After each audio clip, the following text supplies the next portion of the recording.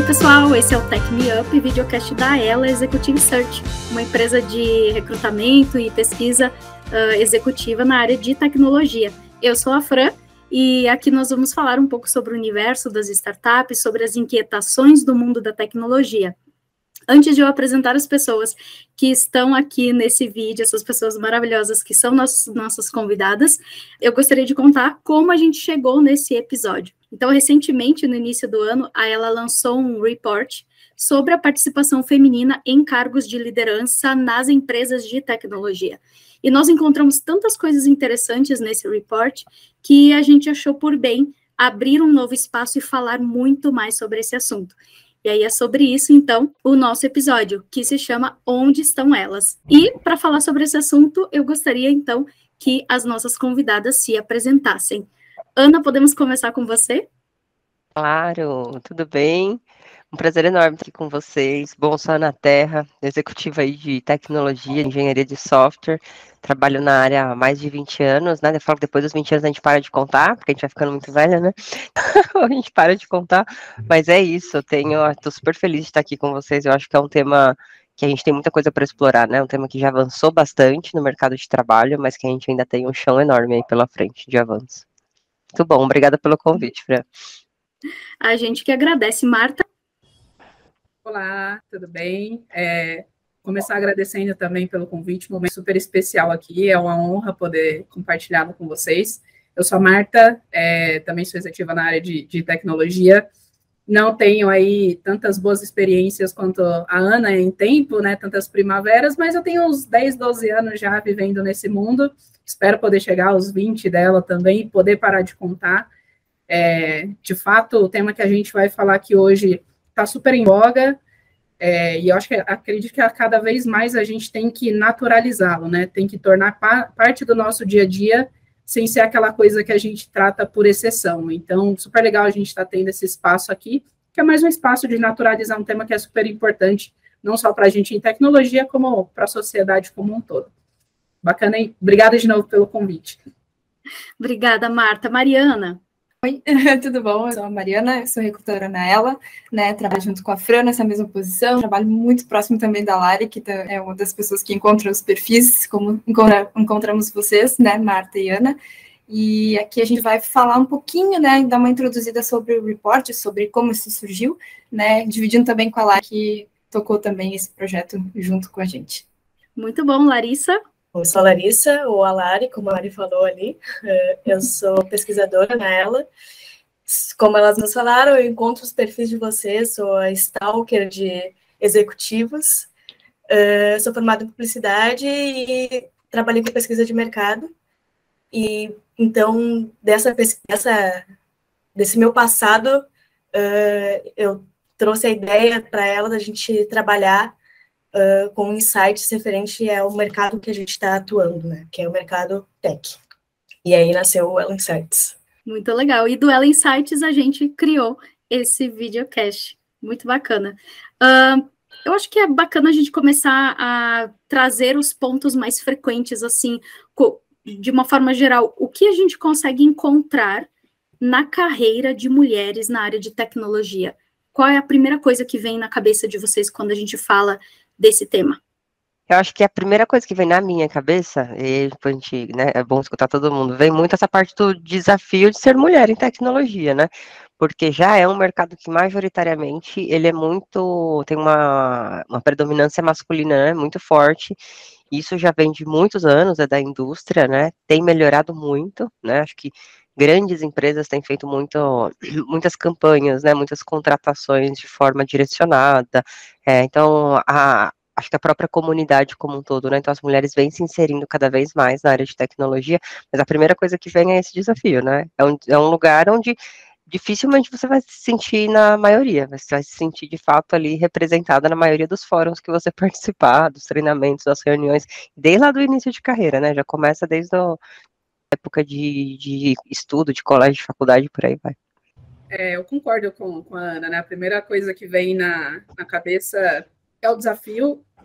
O desafio, eu acho que dentro dos seus mais diversos espectros, né? O desafio de estar ali no grupo que não é a maioria, né? o desafio também de que, normalmente, nós mulheres, nós não somos tão incentivadas a ir para áreas mais voltadas à ciência, ciências exatas, principalmente. Então, isso é da sociedade, né? Não é necessariamente desse recorte específico. Mas também o desafio de, estando nesse espaço onde a gente não tem a maior parte ali da população, de criar conexões com as mulheres, no caso, que estão vivendo aquilo com a gente, né? Então, boa parte de quem começa a carreira em tecnologia sempre tem aquela referência daquela pessoa que conheceu na faculdade, porque se conhecia deslocada e fez aquela amizade, enfim. Então, tem muito disso também, que aí a gente começa a falar de sororidade, aquela proximidade, e o desafio de conseguir se posicionar, de aprender a viver num ambiente que não é, talvez, o mais propício para o crescimento, que não é o mais confortável e que carrega uma série de estereótipos, uma série de coisas que a gente tem que superar, né? Mas dentro de tudo isso também oportunidades muito bonitas de transformar. Eu acho que o que a gente vem carregando aí ao longo de muitos anos é tentar transformar o espaço que a gente vive, né? Eu queria aproveitar o que vocês comentaram, acho que falaram brevemente sobre isso, mas voltando um pouquinho, sobre como fazer essas mulheres chegarem à tecnologia, né? A gente viu no report, com dados secundários, que o número de mulheres que entram em cursos de ciências exatas é de 35%, segundo um relatório da ONU, e para a tecnologia é ainda menor.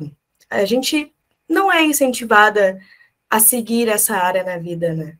E eu acho que para ter mais mulher em tecnologia, o trabalho tem que ser feito na escola primeiro. Como é que vocês veem isso? Como vocês veem oportunidades para falar com essas meninas e mostrar que, sim, elas podem seguir isso também, que não é um mercado apenas para homens? Lari, excelente ponto, tá? Eu acho que esse é um tema estrutural, né? Então, ele vai não só desde as escolas, ele vai desde as famílias, desde as casas, né? Então, a gente repara que é estrutural que as pessoas, e aí, independente de serem pessoas, homens, mulheres, né? Elas tendem muito a seguir o que a família faz, ou que o pai faz, ou que um tio faz, ou porque o pai quer que eu seja isso, ou porque a mãe quer que eu seja aquilo, né? Então, isso já traz uma carga, né? E quando a gente olha historicamente, a gente tinha pouquíssimas mulheres, né, em tecnologia que serviam de exemplo para essas meninas. Isso começa no berço, dentro de casa, né? E aí tem na escola e por aí vai. Eu acho que a gente está no caminho, né, de aumentar essa representatividade. Porque essa representatividade, ela vira referência, né? E aí você começa a criar novos laços e novas figuras de referência para essas meninas. Para que ela fale, poxa, eu posso ser, né? Não preciso, sei lá, só fazer o que minha família faz, ou que a maioria das mulheres que eu conheço que estão no meu círculo de relacionamento fazem. Eu posso estar lá também, eu posso ser essa pessoa, né? Então, acho que ele é estrutural, então, assim, ele vem desde casa, né? Esse tipo de, essa desigualdade. Eu acho que a gente, como profissional de tecnologia, a gente tem um papel muito grande, nós mulheres principalmente, né, Marta? De ajudar a ser esse exemplo, né? Então, acho que eu até comentei com a Larissa, tem um convite que eu não recuso, é para falar de como que é essa parte, tipo, de ser mulher em tecnologia, de inclusão, de palestrar em escola, em colégio, sabe, esse tipo de coisa, porque é importante que elas saibam que, olha, você pode ser, você está lá, né, tem sim uma via, é possível, se você gosta de fato daquilo, né, se é algo que você tem interesse, né, não é algo que, é um caminho super difícil de percorrer, não conheço ninguém que faz, né, então, assim, você tem de fato, aquela referência, né, então, acho que esse é um papel muito importante nosso, né, de sempre estar ali speaking up e conversando com as pessoas e sendo esse exemplo, e tem um papel muito grande também das próprias empresas, né, que incentivem e patrocinem, né, essa agenda de diversidade, agenda de inclusão de garotas. Tem muitas empresas, muitas startups, assim, com projetos fantásticos de formação de meninas em tecnologia, de mulheres em tecnologia. Então, a gente vê que tem um movimento super grande que vem aumentando cada vez mais, mas ainda faltam incentivos, né? Incentivo quando a gente fala de governo. Então, assim, falta incentivo também de governo. Você acha que os incentivos para a gente mexer em algo que é estrutural, ele tem que vir de diversas formas, né? Então, acho que aos poucos a gente vai avançando e quanto maior o incentivo, mais positivo e mais rápido esse resultado vem. Concordo em gênero, número e grau com o posicionamento aí da Ana. tem uma parte da fala dela que eu gosto de traduzir numa coisa que foi muito importante para mim, e que eu acredito que pode ser importante também para outras pessoas, outras mulheres, né, que é o fator de dar perspectiva. Às vezes, sei lá, para muitas pessoas, elas crescem num contexto onde elas acreditam que aquilo que elas veem, os familiares vivendo, é o limite ao qual elas podem chegar para viver também. Então, a gente precisa aprender a levar perspectiva, né? Perspectiva de que existe algo mais além do quintal onde aquela pessoa vive. Isso é super importante. E aí, junto com essa questão que a Ana também traz, que eu acho super forte, que é o papel que as empresas têm, legal, a gente cumpriu essa etapa, por exemplo, de ajudar a formar, levar as meninas a se interessarem por tecnologia, criar esse espaço, etc. Então, chega o momento de ingressar no mercado de trabalho, né, que é o da porta para dentro. Então, tem um papel fundamental ali, que é como é que a gente ajuda nesse pipeline de desenvolvimento, né, como é que a gente prepara as pessoas gestoras, independente de serem homens, serem mulheres, somos pessoas, a aprenderem a liderar, porque existem, sim, diferenças entre liderar pessoas de gêneros diferentes, né, a forma com a qual a gente é criado, a forma com a qual a gente tem o nosso convívio, ela impacta significativamente na forma com a qual a gente vai lidar com as situações que são apresentadas ali no dia a dia. Isso é parte fundamental de não só trazer mulheres para dentro desse mercado de tecnologia, mas também garantir que elas permaneçam e que elas tenham a possibilidade de crescimento, né? Porque senão todo aquele esforço que a gente fez lá no início, ele acaba sendo em vão, porque a gente vai ter uma perda ali no meio do caminho, a gente faz um super esforço que no final das contas talvez não gere os frutos que a gente gostaria que gerasse, e a gente acaba não criando esse círculo virtuoso, né, de trazer uma pessoa que vai trazer outra, que vai trazer outra, que vai permanecer, e aí a gente perpetua, né, a gente fomenta isso de forma consistente. Então, embasada aí na fala da Ana, essas são duas coisas super importantes e que não necessariamente todas as pessoas hoje se preocupam, né, a gente precisa ter movimentos fortes de trazer, mas também ter movimentos fortes de permanecer, né, de consolidar e ajudar a crescer. Baseado nas histórias de vocês e falar sobre como a Marta mencionou a perspectiva, né, a Ana também falou da estrutura, do que é o limite, o que a gente tem como referência, que vem de berço, que vem de casa, o que levou vocês para a tecnologia, assim, como vocês chegaram nesse caminho? Houve uma referência de berço, houve uma quebra de paradigma na família, ou o que aconteceu, como vocês chegaram nessa área, né, e galgaram espaço até a liderança? Para mim, eu gosto de acreditar que foi quase a teimosia, né? A escola, para mim, teve um papel fundamental nesse sentido, me apresentando o esporte muito cedo. E por meio do esporte, eu pude ter essas perspectivas, né? Eu conheci muita gente, pude explorar outras áreas de conhecimento e tudo mais. Eu estudei em escola pública a vida inteira, mas me formei atleta desde os 9 anos de idade, né? Então, isso foi muito forte para mim. A teimosia que eu digo eu fui a primeira pessoa da minha família a ter um diploma de universidade. Então, eu me recusava a ficar ali naquele quintal, né? E somado ao fato de ter tido a perspectiva do esporte, eu fui conhecendo outras coisas, gostava de exatas, e aí eu fui crescendo. Ao longo da minha carreira, assim, sendo muito honesta, eu tive poucas referências mulheres, assim, para me dizer, nossa, gostaria de me espelhar nessa pessoa aqui. Hoje eu já tenho mais. E eu acho que aí vem o ponto que a Ana citou também, aquela coisa de você falar, nossa, queria ser como essa pessoa quando eu crescer, né? A gente carece hoje de exemplos como esse, não só a nível de gênero, como de outros recortes de diversidade também. E aqui eu trago um ponto que é importante, que não necessariamente a gente vai mudar esse contexto que a gente está só por meio de entrar numa escola e mostrar o que é uma programação, o que é isso. Existem tantas outras ferramentas que daí a gente dá a possibilidade da pessoa escolher, né, o que ela quer, com o que ela se adapta, né. Mas, enfim, long story short, acho que da minha história foi um pouco disso, de ter a perspectiva por meio de um contexto que não necessariamente foi de tecnologia, mas que me apresentou o mundo para o qual eu não tinha sido apresentada ainda dentro daquele contexto familiar e de sociedade que eu vivia, né. Não sei se faz sentido para vocês, mas esse é o resuminho aqui da minha história. total sentido. O meu caso, eu também não tive uma referência na família. Eu sempre fui muito curiosa, né? E peguei aquele boom, né, de chegada de internet, e etc, né? Começava a fuçar e ajudava meu irmão com a empresa dele, aí eu queria tentar fazer as automações de rede, sabe, essas coisas. Então, eu era a menininha da família ali que tentava arrumar essas coisas e eu fui indo, fui indo. Aí, com 13 anos, eu comecei a programar sozinha, assim, de pegar livro, sem saber nem o que estava na moda, de pegar livro na biblioteca e falar assim, deixa eu aprender a programar isso daqui, e ir estudando, e entrei. Só que eu tive um momento de dúvida, né, porque meus irmãos, minha irmã, meu irmão, eles tinham ido para a carreira de engenharia química, né, e estavam, não, vem para engenharia química também. Então, eu lembro que no meu colegial técnico, né, que a gente chama de colegial segundo grau, eu cheguei a fazer 1 ano ainda de química, e eu falei, isso não é para mim. Eu vou para o curso de tecnologia, que é o que eu gosto de fazer, né? E aí entrei no curso de tecnologia e não saí mais.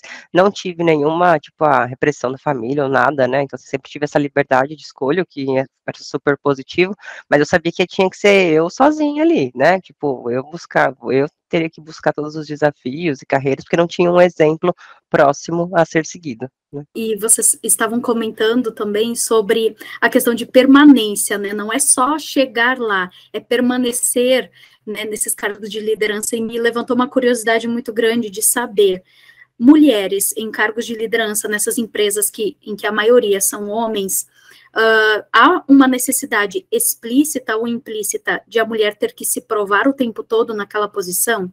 Como que é isso para vocês? Eu acredito em 2 espectros, tá? Existe o espectro externo e o interno, né? O interno é aquele que a gente tem a própria necessidade de se provar o tempo inteiro, né? Que é muito característico da gente e da nossa formação.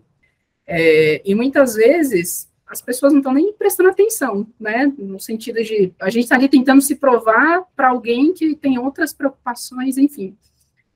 Tem até um livro que é o Como as Mulheres Chegam ao Topo, que é da Sally Helsing e do Marshall Goldschmidt, que eles abordam muito isso, né? De como a gente investe energia em se provar e aquilo não adiciona nada na nossa carreira, a gente só despende energia. E aí tem um outro espectro, que é o externo a nós, que é o do ambiente, que eu acredito que sim exista, possivelmente não em todos os lugares, em todos os ambientes,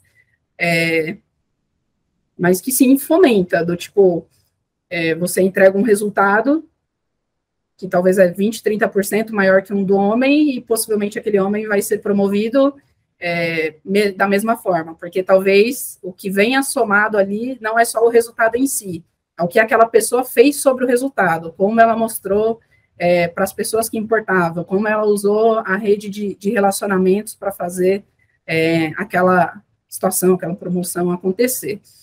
Então, eu acredito que existam esses 2 contextos, os 2 de forma muito forte ainda, né? Essas coisas, normalmente, elas não, pelo menos da minha vivência, não é que elas vão acontecer, assim, escrachadas, né? Elas acontecem de forma velada, elas vão acontecendo no dia a dia. Então, a gente precisa ter esse awareness, né, de que algo está acontecendo, e aí ter a capacidade de separar aquilo que tange a nós, fazer algo a respeito, e aquilo que está relacionado ao ambiente, ver se a gente tem a capacidade de mudar, levantar a mão e mostrar, ou se de repente aquele não é o melhor cenário da gente estar, né? Porque existem muitas situações onde a gente tende a colocar o emprego acima da carreira, né? E isso não necessariamente é um fator que gera valor, seja para o crescimento da pessoa profissional, seja para o crescimento da empresa, porque pode chegar num contexto onde as 2 partes estão infelizes, né? Então, essa é a leitura que eu faço, mas que acontece, eu não tenho dúvidas. Eu não gosto de tratar a minha realidade como a única, porque não acontece comigo, e eu acredito que sim, pode acontecer em outros lugares. Perfeito, super concordo com os pontos da Marta. Tem uma citação que eu vi recentemente, agora eu não lembro aonde, mas acho que foi em algum talk que eu estava assistindo, que falava exatamente isso, né, para mulher, né, para líder mulher, do tipo, se permita não ser perfeita, assim, se permita não ser excelente, porque nessa busca de excelência a gente se desdobra, sabe, numa autoaprovação, algo interno que você tem ali, que você se cansa e se desgasta muito, né? Você despende de muita energia. E a mulher, naturalmente, ela já tem uma carga, não é emocional, é uma carga mental muito grande, né? Com família, com um monte de coisa, é do perfil, né? De novo, mesma coisa estrutural, né? Que a gente vem de cultura, de famílias, que a mulher tem que dar conta de tudo, porque a mulher tem que lembrar dos filhos, porque a mulher tem que lembrar da escola, porque a mulher, né? Então, isso também é cultural e estrutural. Então, é uma carga muito grande. Então, a chance das mulheres entrarem num burnout é muito maior. Se ela ficar com esse nível de exigência super alto, que muitas vezes não vai fazer diferença no dia a dia dela. E esse outro lado de que se existem diferenças e contas, mas com certeza, eu já passei por alguns, inclusive, tá? Quando eu olho para os tipos de empresas, as empresas de tech, né, que são mais tech-oriented, né, igual a gente está discutindo aqui, você vê menos isso, porque elas já têm uma cultura muito mais moderna, uma cultura de inclusão, uma cultura de diversidade, que é muito mais latente, muito mais perene. Mas em diversas outras indústrias, ou até mesmo em áreas de tecnologia, mas em qualquer outro tipo de indústria, você vê muito disso, né? Então você vê que a mulher muitas vezes ela não é ouvida. Eu já tive que passar, sabe, por casos que eu tinha que elevar o meu tom de voz para ser escutada numa sala, porque eu tentava falar e aquele monte de homem interrompendo, minha voz nem saía, né? Era aqueles homens gritando e não sei o quê, né? Então eu tinha que sempre, tipo, mudar a minha postura. Eu já passei por casos no começo da minha carreira que eu tinha que, eu me masculinizava para conseguir entrar no ambiente, e conseguir entregar e ser vista, sabe? Então, depende muito, de fato, da empresa, da cultura que você tá? Eu acho que as empresas de tech, na sua maioria, acho que elas se destacam, você vai ver menos isso, não significa que não irá ver, mas em outras indústrias isso ainda acontece bastante, né? Nem todas, mas ainda acontece bastante. Talvez as empresas de tech sejam menos tolerantes, né, ao momento Exato. que acontece, porque até pelo que as próprias pessoas dessas empresas têm como valor ou toleram, ou seja lá o que for, é uma mensagem que, se a empresa acaba tolerando esse tipo de situação, ela se espalha muito rápido e tem efeitos péssimos, né? Péssimos, exatamente.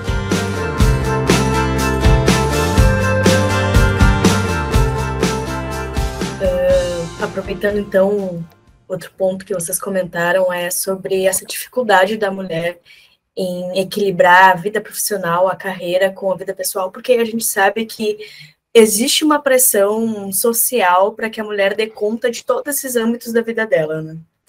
Então, uma dúvida é como as empresas podem auxiliar essas mulheres a manterem isso, né, se manterem dentro das empresas sabendo que elas têm que lidar com esses outros setores. E também uma dúvida aí que eu acho que é um ponto que atinge a ela é sobre os processos para entrar em empresas. A gente vê muito empresa tech fazendo processo com prova técnica, processos longos, e a gente sente que as mulheres, quando são apresentadas a esse tamanho de processo, tendem a recuar um pouco. E a gente tem essa impressão de que é porque realmente é uma disposição de energia que talvez naquele momento da vida não vai conseguir ser colocada como é com um homem, por exemplo, porque talvez ele não tenha essas mesmas preocupações na vida pessoal.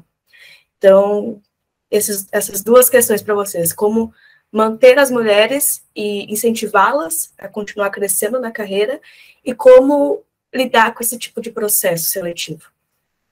É um excelente questionamento, tá? Eu passei exatamente por isso também já, viu, Lari? Já passei por muita coisa, né? Bastante tempo de experiência. Teve um processo que eu falei, eu não vou até o final, eu não tenho tempo, assim, sabe? Porque já trabalha que nem louco num dia, aí tem filha, tem casa, tem trânsito, tem não sei o que, eu não tenho banda mental para passar por um processo desse, sabe? Tipo, de 8 conversas, assim, por algo que eu nem sei se eu quero ir, sabe? Se eu quero mudar de emprego, sabe? Esse tipo de coisa. Então, você acaba que você, de fato, deixa de lado. E eu já vi, de fato, números que mostram isso, né? Que as mulheres, elas declinam muito mais os processos longos do que os homens. E tem, provavelmente, muito disso embutido, que foi exatamente o que aconteceu comigo, sabe? Na minha experiência. Uma coisa que eu vejo e que eu tento buscar muito a gente tem processos muitas vezes orientados, assim, em vagas, né, do tipo, olha, vamos trazer mulher nessa vaga, vamos trazer qualquer outra pessoa de grupo subrepresentado. E desde o início, a gente ter essa clareza, do tipo, olha, o processo é esse, você acha que dá, Você acha que é muito longo? Como que você se sente? A gente não quer, né, tipo, a gente não quer que você desista do processo ou por ser muito longo, ou por ter alguma conversa que você eventualmente não se sinta confortável. Então, assim, quem está fazendo o recrutamento, pensar nisso, sabe? Trazer isso para a conversa. Porque eu falei, né, do tipo, olha, gente, vou desistir, não tem condições, né, por causa disso, isso, daquilo. E na hora ele já fala, não, então a gente muda o processo, para você continuar, porque a gente quer conversar com você, entendeu? Então, assim, existem opções. Então, acho que no processo, trazer isso, sabe, trazer essa fala e falar que pode ser sim, sabe, uma opção e etc., acho que é importante, né? Eu acho que um outro ponto importante também, durante o processo, você ter claro quais são as pessoas que vão conversar com aquela pessoa mulher, né, com aquela candidata mulher, né, porque aí você traz uma mulher, você faz um processo longo, e ela, durante o processo inteiro, ela só passa e conversa com um homem branco, sabe, e aí você fala, poxa, onde eu tô entrando, né, qual a empatia que essas pessoas vão ter comigo se minha filha entrar correndo aqui no meio da entrevista, qual a empatia, sabe, que essa pessoa vai ter comigo se eu não conseguir entrar no horário, porque eu tive uma emergência, sabe, ou em casa, ou em qualquer outra coisa, né, então acho que olhar pro processo, como que ele vai ser montado, conduzido, acho que é extremamente importante para a gente tentar reduzir isso, Lari, porque é uma realidade. 100% de acordo. E para mim, a palavra-chave que eu estava até aqui em mente para citar é empatia.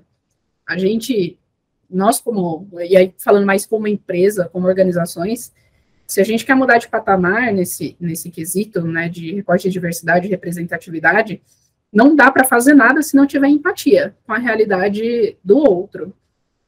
Mulheres que são mães, não dá, cara, não dá. O dia é curto, né, para tantas coisas, imprevistos acontecem. Tem até um documentário na Netflix, eu esqueci o nome agora, depois eu busco e mando a referência para colocar aí no episódio, que mostra que o principal ponto de inflexão na carreira de uma mulher é quando ela é mãe, né? Porque ela absorve tanta coisa a mais que ela vai deixando de lado um pouco mais a carreira, porque todo o restante absorve a energia dela. Então, precisa ter empatia, precisa ter essa coisa da preocupação de ter essa conversa clara, de falar, olha, você é tão importante para nós, no nível da gente adaptar todo o processo para poder ter uma conversa final com você, sabe? Porque isso mostra preocupação, não só isso, né, N outras coisas, mas isso precisa acontecer. E depois que a pessoa já está dentro de casa, você precisa entender o fator humano, né? A gente muitas vezes está olhando o lado profissional, olhando a performance, olhando isso, olhando aquilo, esquece que do outro lado tem um ser humano, né? Um ser humano que fica doente, um ser humano que tem pai, tem mãe, tem irmãos, tem imprevistos. E além de tudo isso, ter a plena consciência de que existem N realidades dentro de uma mesma organização nos mais diversos níveis. O que eu quero dizer? Que muitas vezes a mulher, quando ela está na posição executiva, talvez ela tenha mais flexibilidade para falar, ó, pessoal, vou blocar aqui minha agenda 40 minutos à tarde porque eu tenho que ir na reunião de escola, e é isso. E aí a mulher que está lá no início da carreira, que também tem filhos na mesma situação, às vezes ela não sente que ela tenha esse espaço para dizer, olha, eu vou buscar aqui 40 minutos da minha agenda para eu ter reunião, porque parece que o mundo vai desabar, né? Então, ter essa consciência de que existem N realidades e que todas elas precisam ser trabalhadas, porque no final das contas, se você não trabalha desde lá da ponta, você não tem pipeline para essa pessoa que já está aqui em cima, né? Então, isso eu já vi, participei de palestras que eu vi uma pessoa já numa posição executiva falando, não, porque você pode vir para cá, porque a gente é super flexível e nananã, mas para a posição que a pessoa se candidatar não era nada flexível, né? Era aquilo, você tem horário para entrar, 9, meio-dia, 13h, 18, e é isso daí. Então, nós mesmos também temos que ter a empatia de não ser excludente, né, nesses contextos, porque senão a gente está dando um tiro no pé, né? Faz um puto esforço para depois acabar se desviando aí do caminho que a gente quer seguir.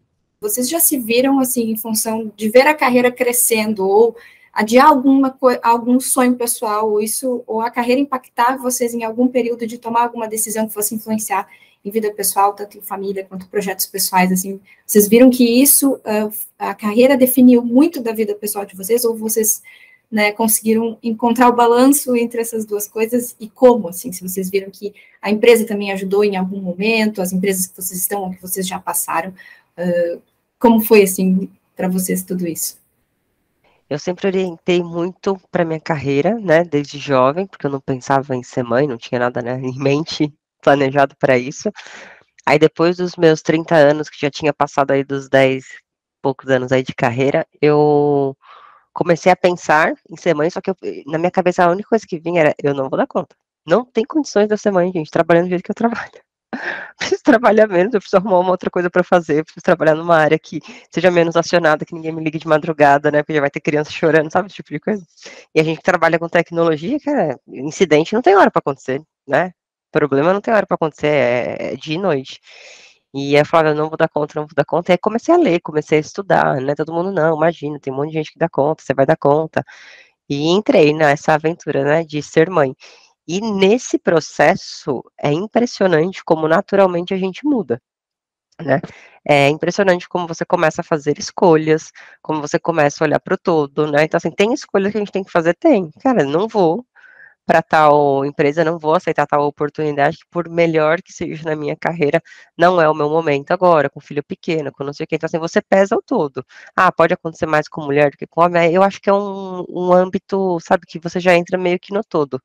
É do tipo, eu não quero aceitar alguma coisa que eu tenho que ficar longe da minha filha X dias por semana. Pode ser a melhor oportunidade do mundo. Para mim, não é uma opção. Para outras pessoas, né, e aí independente de gênero, pode ser sim uma opção, sabe? Depende do que a pessoa está buscando naquele momento, depende do que ela quer. Então, hoje eu tento balancear muito, né? Então, eu tomo muito cuidado com as minhas decisões, porque eu sei que facilmente a gente ainda, tipo, que é da área de TI, que trabalha desde cedo, facilmente você vai, assim, e cego e esquece, sabe? Tipo, o outro lado e o seu work-life balance vai pro além, né? Então, assim, não tem. Então, assim, é muito importante cuidar disso, né? Então, hoje eu cuido muito mais disso, depois que eu tive minha filha. Eu falo que eu sou uma profissional, inclusive, melhor depois que você vira mãe, porque você começa, sabe, a ter um outro olhar para o todo, né? Não só para a sua vida, mas para a empresa, para tudo, né? De prioridade, do como fazer, ajuda em empatia, ajuda em um monte de coisa. Então, sim, pode pesar, mas não, no meu caso, né, não acho que pesa mais para um lado, pesa mais para o outro, é muito da pessoa, né, do que a pessoa está priorizando, o que ela precisa, porque existem diversas situações, sabe, Mari? Então, eu não tenho uma resposta tão sólida nesse caso, tá? Justo. Inclusive, eu não planejo ser mãe agora, mas daqui uns 5 anos sim, vou pedir umas dicas para Ana aí, de como é que ela... Pode pedir, como não surtar. É isso. Ao longo da minha carreira, eu acho que eu tive um momento específico onde a minha carreira, ou o meu trabalho, por assim dizer, pesou mais e acabou impactando na minha vida pessoal. Foi um ano, assim, em que eu não tive final de semana, não tive feriado, não tive nada, trabalhava 13, 14 horas por dia. Não recomendo, é péssimo. E se tem uma coisa que eu tirei disso, é que boa parte daquilo que a gente conquista no trabalho, muitas vezes não acontece no trabalho, né? Acontece na construção de relações interpessoais, né? De você sentar numa mesa de bar para conhecer mais os seus e as suas colegas, cara, tem um impacto enorme, né? No sentido de ter impacto e influência depois, quando você propõe algo, enfim. Hoje eu não vejo que a minha carreira tenha drivado tanto assim para um lado onde eu tenha tido que abdicar da minha vida pessoal, até porque as decisões de movimentação que eu tomei foram muito pensando nisso. Tipo, ter vida pessoal é uma coisa que eu faço questão de sair para jogar handball, eu faço questão de ter um tempo para sentar e ler um livro, tipo, e mais nada. Ou ter um tempo para fazer nada também, que é ótimo, né, para você dar uma oxigenada. Eu entendo também que essa não é uma possibilidade de todas as pessoas, né? Mas eu acho que dentro do possível, se a gente sempre puder priorizar, é algo que priorizar a vida pessoal é algo que faz a gente ser uma profissional melhor, né? Porque dá a gente repertório, dá a gente qualidade de vida, aquela coisa de você sentar para trabalhar e se sentir pleno, né? E não ter aquela coisa de nossa, amanhã é segunda-feira, não acredito, já dá a coisa do burnout, aquela taquicardia, enfim. A gente não é feliz só pelo trabalho, a gente é feliz pelo que o trabalho pode proporcionar para a gente viver. E se a gente não tem esse equilíbrio, Você pode trabalhar um monte, ganhar rios de dinheiro, ter a posição mais alta, que nunca vem aquele senso de completude, sabe? De, poxa, como eu tô feliz, porque vira aquela coisa do 24/7, onde você não usufrui de nada, né? Nem das suas relações, nem da sua família, nem da vida. Eu não me importava tanto com o work-life balance quando eu era mais jovem, né? E se eu tivesse me importado, provavelmente eu estaria bem melhor e teria passado pela maternidade de uma forma muito mais leve do que eu passei, entendeu? Então, acho que essa é uma ótima dica. Eu falo isso para todo mundo, principalmente para os jovens, sabe? Pra quem está entrando, começando carreira. Eu falo, gente, assim, prioriza isso, porque isso tem uma importância tão grande na sua vida lá na frente, na sua carreira, inclusive, sabe? Lá na frente, porque uma hora a cobrança vem, e não é a cobrança da vida, é a cobrança de você, porque você também amadurece. Você também aprende que a vida não é só, sabe, trabalho, né? Que você precisa conseguir, de fato, ter uma vida saudável, que a amplitude, assim, os aspectos, eles são muito maiores do que aquele, né? De sua carreira, de seu trabalho, de só pensar nisso, né? Então, excelente, Marta. O que vocês conseguiram promover nos espaços, né, de vocês, de ações para incluir novas líderes mulheres, formar novas líderes mulheres e para promover esse respeito também à liderança feminina, né? Enxergar isso algo não como exceção, mas como algo natural, né? Que assim como qualquer homem pode ascender, uma mulher também pode, sem problema algum, né? O que vocês conseguiram promover que vocês, né, ao longo desse tempo todo? Acho que, assim, tem coisas simples, né? Acho que desde o processo seletivo afirmativo, né? Para você, de fato, ajudar a elevar a diversidade, pontos de inclusão também, né? Então, poxa, eu estou contratando uma mulher, eu vou pôr num time só de homem, né? Então, muitas vezes, vale mais você sempre ter representatividade dentro do time para garantir que a experiência daquela mulher vai ser uma experiência boa, sabe? Que ela tenha, que ela se sinta de fato incluída, e não é, porque eu já vi empresas fazendo isso, tá? Não, precisa ter mulher em todos os times. Aí põe uma mulher aqui, outra lá, outra lá, outra lá. E aí é uma mulher no meio de um monte de homem. E aí em todas as reuniões tá ocorrendo mansplaining, sabe? E aí você fala, poxa, a gente não tá ajudando em nada, então não adianta nada você ter 30% de mulheres, sendo que tá cada uma num canto, sabe? Todas elas sofrendo. Né? Então, como que de fato a gente trabalha a inclusão? Então, ela precisa se sentir incluída, né? Então, poxa, é melhor criar esse grupo ou aquele, criar esses grupos que eu digo de conversa entre as mulheres é super importante, né? Encontro entre elas, que sejam encontros virtuais, ter abertura e ter segurança, que elas tenham um canal com outras lideranças femininas, onde elas podem se abrir, onde elas podem trazer cases, sabe? Acho que isso é super importante. E uma outra coisa importante no processo de performance, você conseguir tirar diversos bias que existem majoritariamente em muitas pessoas, sabe? E tentar pegar coisas simples, assim, né? Coisas do tipo, não, fulano tá melhor porque ele entregou isso, isso, isso e aquilo. De fato, fulano entregou mais do que a fulana, mas o fulano tá trabalhando 14 horas por dia. Né? Aí é lógico, né? Ele tá trabalhando 40% a mais de horas, né? É correto, é justo, é fair a gente fazer esse tipo de comparação? Porque a mulher tem essas e essas outras atividades lá e ela não está conseguindo se dedicar. Então, se a gente pegar o mesmo tempo de dedicação, o mesmo tempo de esforço, qual é o resultado, sabe? Do que a gente está vendo? Porque isso acontece muito na indústria, principalmente na indústria de tech, né?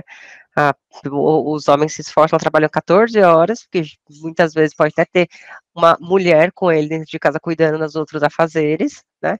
E ele acaba se destacando, é a pessoa que vai ser promovida, é a pessoa que vai receber, porque é a pessoa que está entregando mais resultado. Como que a gente balanceia isso, sabe? Como que a gente tira a injustiça ali da mesa? Então, assim, no processo de gestão de performance, pegar essas coisas não é fácil, mas é super importante. Né?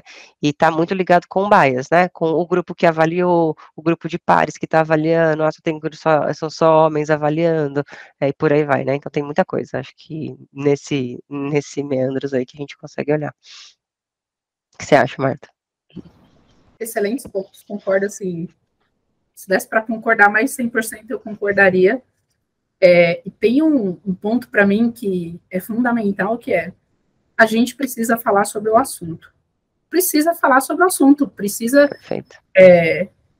entrar em números. Tem um dado que é do livro Inclusive Leadership, mando o link também depois para deixar aqui, que diz que é um livro de 2015, se eu não me engano, que fala que a gente vai levar 120, 100 e não sei quantos anos para chegar no nível de equidade, né, entre os gêneros, e falando só de gênero. Cara, as pessoas precisam saber disso, porque tem gente que acha que tem que fazer isso porque agora é o politicamente correto. Não, cara, porque existe um problema que a gente precisa resolver. Fora isso, os trilhões de dólares que ficam sobre a mesa por não ter mulheres participando de boards, de níveis executivos, ou da estrutura da empresa como um todo, né? A gente está falando de grana, no final das contas, também. Além do fator humano, além do fator social, se é para levar para os números, os números estão aí para provar, né? Então, a gente precisa falar sobre o assunto. Não pode ser tabu, não pode ser levado como... é uma ONG, então, gente, não é isso. Tem muita aquela coisa também, a gente tem que priorizar talento e não o gênero. Gente, talento é o mínimo, né? Talento, é o mínimo que a gente vai olhar. Ninguém está dizendo que vai abdicar da boa formação. A gente está dizendo que precisa abrir um espaço para que essas pessoas sejam vistas, que talvez, pelas vias normais, a gente não fosse ver. Hoje, meu time, no nível de management, é formado 75% por mulheres. Eu tenho um homem no meu time de management, assim, hoje. Até eu vou absorver outra área, agora esses números vão mudar, mas eu sei que não é uma coisa corriqueira. E ela também não aconteceu por acaso, né? Mas tudo isso vem de falar sobre o assunto. E desde já, alerta aqui as pessoas desavisadas, muitas vezes não é uma conversa confortável. E, acima de tudo, não é uma conversa que só líderes mulheres têm que ter com outras pessoas. Isso tem que partir de todos os níveis de liderança, de todos os gêneros, para as coisas funcionarem bem. Senão, é uma luta que, beleza, a gente vai continuar tendo, porque, né, a gente não desistiu até hoje, não é agora que a gente vai desistir, mas talvez não tenha, não usufrua de todo o potencial que tem para gerar um efeito no mundo corporativo, na sociedade, enfim. Então, eu adiciono isso aos pontos perfeitos que a Ana colocou aqui, que para mim são partes fundamentais que a gente tem que olhar nesse cenário. Todas as empresas que eu passei, os times que mais tinham representatividade feminina eram os times liderados por mulheres. Então, assim, essa situação que a Marta trouxe, ela é real, assim, entendeu? Mas você vai pegar outros times, às vezes, na mesma organização, não é a mesma coisa. Por quê? Porque normalmente é a mulher que está puxando, né? É a liderança feminina que vai puxar outras lideranças, que vai puxar mais mulheres e etc. E não pode ser uma conversa só da liderança feminina, tem que ser de todos os gêneros que a gente tem dentro da empresa. É uma conversa difícil, mas ela tem que acontecer de fato. Bacana. Gente, tem mais alguma pergunta, alguma coisa mais que a gente queira... Que bom, Fran. Aí vocês pegam esse áudio e mandam depois para todas as empresas que quiserem fazer, de fato, uma vaga afirmativa para contratar mulheres. Vocês falam, é bom vocês escutarem para ver se vocês estão preparados, né, para contratar mulher. Ótima ideia. Para conhecerem todos os pontos. Gente, eu estou muito feliz com o nosso papo, com o nosso episódio de hoje. A gente conseguiu abordar vários temas importantes. Espero que a nossa lista de indicações de leituras possa sair junto com a divulgação do programa. Vamos divulgar uma lista de recomendações de leituras para líderes, mulheres ou meninas que queiram se tornar líderes ou entrar nessa pauta de discussão. A Marta deu vários exemplos de literatura que podem ajudar, a Ana Terra também. Quero agradecer muito a participação de todas vocês. Foi muito especial esse episódio e eu quero lembrar que o reporte da Ela está disponível no nosso site, que é o elaexecutivesearch.com, lá na aba Insights, para quem quiser conhecer a nossa pesquisa. A gente fez com base no nosso banco de dados, já abordamos milhares de pessoas, e desse banco de dados a gente fez uma pesquisa bem legal, que acabou originando essa conversa maravilhosa. Então, vou dar um espacinho para todo mundo se despedir, desde já agradecendo muito e desejando que a gente tenha muito mais espaços para falar sobre esse tema de uma maneira bem ampla e diversa. Queria super agradecer o convite mais uma vez. Eu acho que o papo foi ótimo. E se deixar a gente ficar horas aqui conversando, né, sobre esse tema, porque o que não falta é desafio, né, nesse tema. Então, mais uma vez, super obrigada. Foi um prazer enorme conhecer todos vocês. Marta, adorei te conhecer. Experiência fantástica. Obrigada. É isso. Eu que agradeço as meninas aqui da Ela por propiciarem essa conexão com elas mesmas e com você também, Ana. Eu espero que o episódio possa agregar alguma coisa aí na vida, né, das pessoas ouvintes. Enfim, agradecer por vocês terem gerado espaço para a gente falar de um tema que é tão importante no ano inteiro, né, mas especialmente nesse mês. e que a gente possa surtir muito mais efeito na vida de muito mais gente e criar muitas coisas boas daqui por diante. Super obrigada e sucesso, né, para todas nós sempre.